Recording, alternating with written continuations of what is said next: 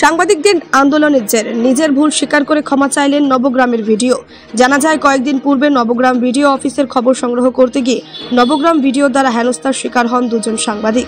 জানিয়ে বিভিন্ন দপ্তরের উচ্চপদস্থ আধিকারিকদের অভিযোগ জানিয়ে হস্তক্ষেপের মাধ্যমে সমাধান চান সাংবাদিকরা, কিন্তু বেশ কয়েকদিন অতিবাহিত হয়ে গেলেও মেলেনি কোনো জবাব।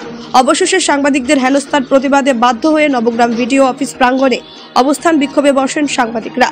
মঙ্গলবার দীর্ঘক্ষণ ধরে অবস্থান বিক্ষোভ দেখাতে থাকেন নবগ্রাম প্রেস ক্লাব সাংবাদিক সহ জেলার বিভিন্ন প্রান্তের সাংবাদিকগণ। খবর পেয়ে ঘটনাস্থলে আসেন নবগ্রামের বিধায়ক। যদিও এই ঘটনা নিয়ে বিভিন্ন আধিকারিকদের পাশাপাশি বিধায়ককেও লিখিত অভিযোগ জানিয়েছিলেন সাংবাদিকরা।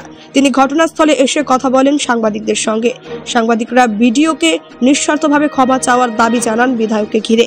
সাংবাদিক ও ভিডিও উভয়কে নিয়ে আলোচনায় বসবেন নবগ্রামের বিধায়ক। অবশেষে নবগ্রামের ভিডিও নিজের ভুল স্বীকার করে সাংবাদিকদের কাছে ক্ষমা চান। ফলে অবস্থান বিক্ষোভ তুলে নেন সাংবাদিকরা। বিভিন্ন সমস্যার সম্মুখীন হচ্ছে সরকার। আজকে সুস্থভাবে আমাদের নবগ্রামের বন্যা মোকাবিলা, আমাদের কৃষকের আগামী দিন তার ক্ষতিপূরণ, আমাদের বাড়িঘর নির্মাণ, সব দিক থেকে হচ্ছে যে আমাদের ব্লক প্রশাসনের একটা গুরুত্বপূর্ণ ভূমিকা থাকা দরকার।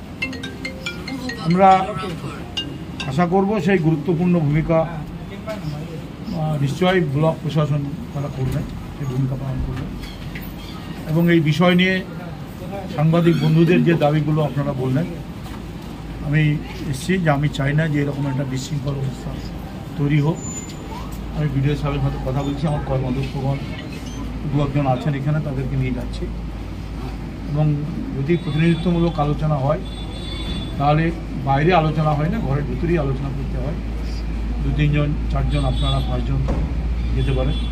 আমি আগে বিডিও সাহেবের মধ্যে কথা বলে নিয়ে আপনারা প্রতিনিধিত্ব 5 জন 6 জন আপনারা আসতে পারেন। আলোচনা করার পরে যেটা ঘটনা ঘটবে সেটা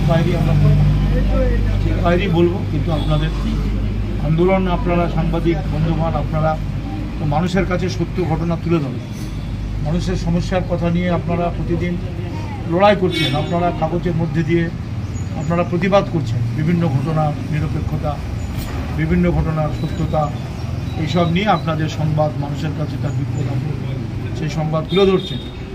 সেজন্য আপনাদের কাছে আমরা কখনই খারাপ ব্যবহার কেউ করলে আমরা সেটা কখনই আমরা চাইবো না, আর সেটা করলে সেটা অন্যায়।